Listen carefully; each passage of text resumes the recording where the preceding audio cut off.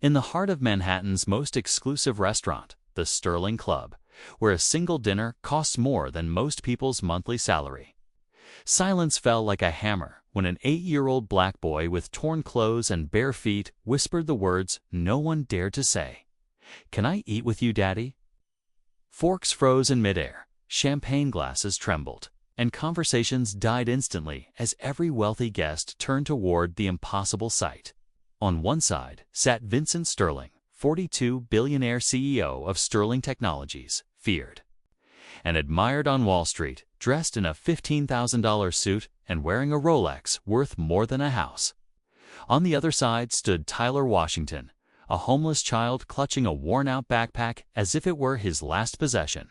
Somehow, this boy had broken through the tightest security in New York, slipping past marble lobbies filled with executives and climbing to the 52nd floor, where only the richest were allowed. Now he stood trembling, hungry, and cold, asking the most dangerous question of all in front of the most powerful man in the room.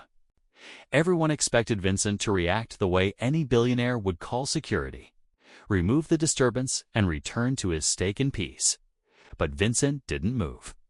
His sharp brown eyes, known for breaking boardrooms and making presidents tremble, locked on the boy with an unreadable expression.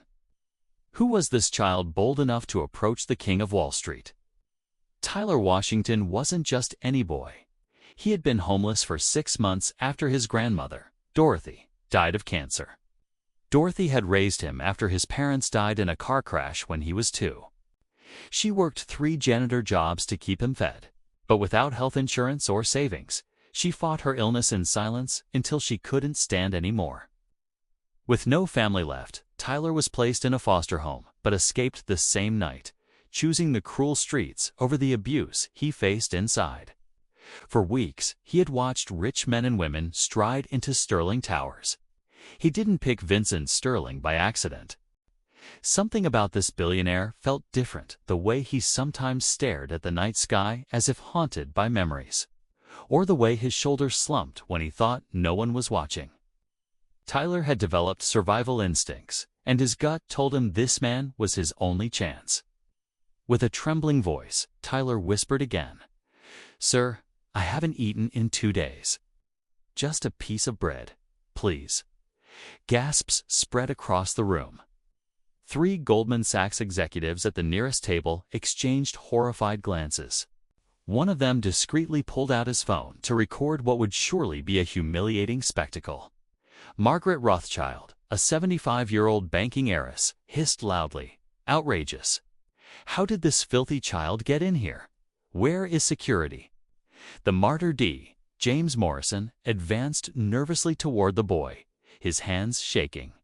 He had served Vincent Sterling for 5 years and knew the billionaire valued privacy above all else. One nod from Vincent, and the boy would be gone in seconds.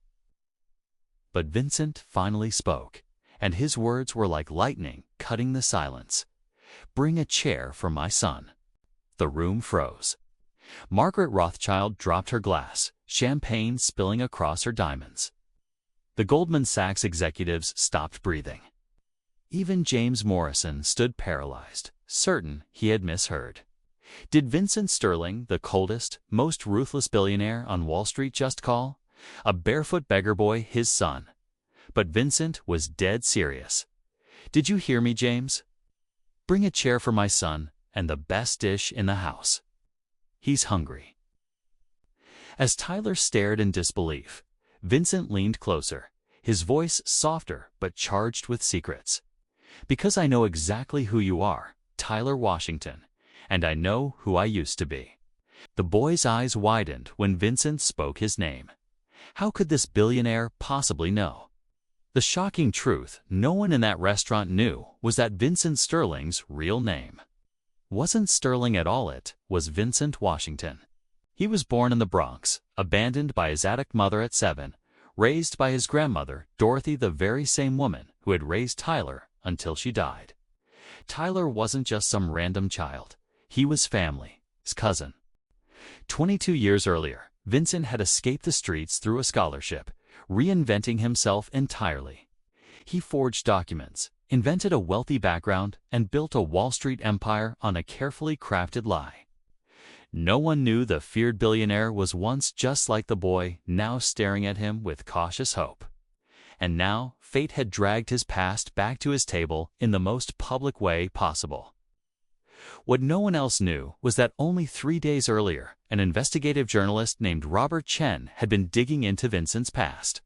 Someone had leaked whispers of his real origins. Within hours, a scandal was about to explode, exposing Vincent as a fraud who lied about his upbringing. But Tyler's sudden appearance gave Vincent a way to seize control of the story. Instead of being exposed as a liar, he could transform into the billionaire with a heart, the man who never forgot his family. "Why are you helping me?" Tyler whispered. Vincent's answer made the boy shiver. "Because Dorothy Sterling was my grandmother too." The revelation shattered Tyler's loneliness like glass. For 6 months, he had believed he was completely alone. Now, in the most surreal twist imaginable, he had found family in the most powerful man in Manhattan. The room buzzed with whispers. Phones discreetly snapped photos. Margaret Rothschild shouted in fury, "This is madness. You'll regret this." But Vincent's glare silenced her instantly. "Leave, Margaret. This is family." Within hours, photos of Vincent and Tyler spread across social media. Hashtag Vincent Sterling and hashtag Tyler Washington trended worldwide.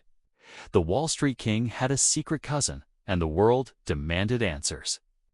Back at his penthouse, while Tyler slept in a warm bed for the first time in months, Vincent and his loyal assistant, Rachel Morrison, raced against time. Robert Chen had already posted threats online, claiming he had documents proving Vincent forged his past.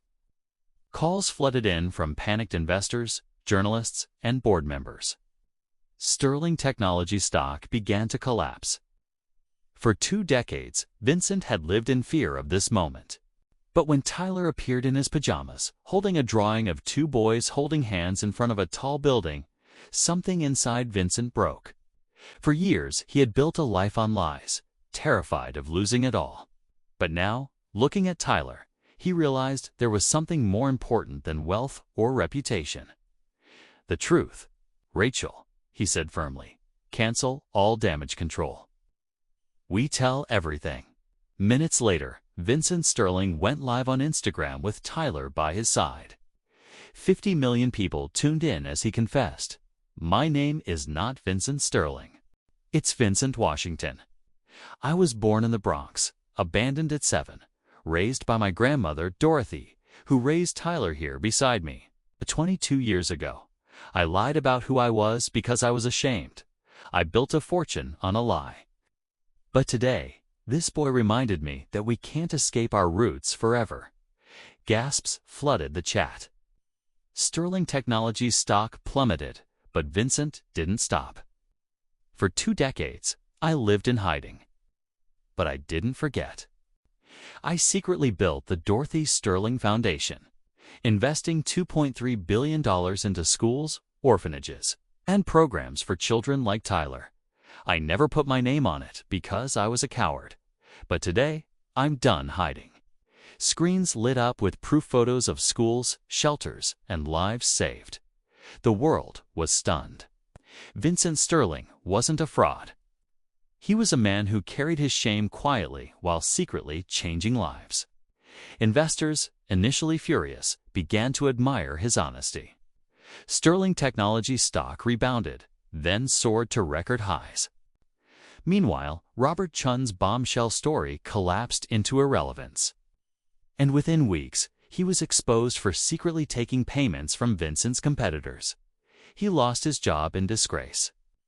But the most powerful moment came when Tyler looked at Vincent and asked the question that mattered most. "Does this mean I'll be with you forever?" With 50 million people watching, Vincent knelt beside him and answered, "It means we're family, Tyler, and family never abandons family." Adoption papers were signed live, witnessed by a judge through video conference. In one night, Tyler Washington went from a homeless orphan to the heir of a billion-dollar empire. But more importantly, Vincent Washington found redemption in the boy who reminded him of who he really was.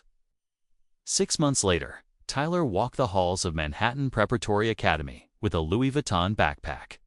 But his smile was the same humble one he had on the streets. He shared snacks with classmates and greeted cleaning staff like old friends. At home, his drawings covered Sterling Technologies' offices, reminders of innocence inside a world of greed. Vincent kept every promise. He transformed Sterling Technologies, dedicating 10% of profits to social programs. Once feared as ruthless, he now knew every janitor and secretary by name. He bought the Sterling Club and turned it into a restaurant where once a month the poor could eat for free. Tyler always served food with a grin. In a Forbes interview, when asked about his greatest business achievement, Vincent answered, discovering that having a family is worth more than having a fortune. Tyler, sitting beside him, added, "Dad says money buys things, but only love builds homes." The quote went viral, echoing in schools and graduation speeches across the world. Their story proved a truth too powerful to ignore. No matter how far you climb, your roots will find you. You can run from them, you can hide them, but they are the foundation that holds you when the world crumbles. One boy's hunger revealed one man's humanity, and together they prove that the greatest legacy isn't money, but love. And if this story touched your heart and reminded you that family is not just who shares your blood, but who stands by your side when the world turns its back, then don't forget to subscribe to the channel, because the next story might just change the way you see everything.